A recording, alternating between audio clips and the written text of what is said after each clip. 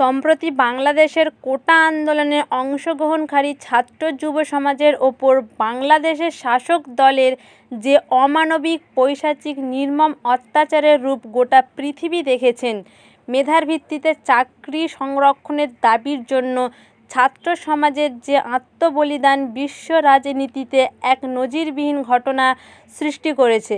বাংলাদেশের ছাত্রদের মৃত্যুর প্রতিবাদের জন্য আলিয়া ইউনিভার্সিটি একটি শান্তিপূর্ণ মিছিল করেন। তাদের দাবি ছিল এই ঘটনায় অভিযুক্ত দোষীদের যোগ্য শাস্তি দিতে হবে এবং বাংলাদেশের ছাত্রদের অধিকার ফিরিয়ে দিতে হবে।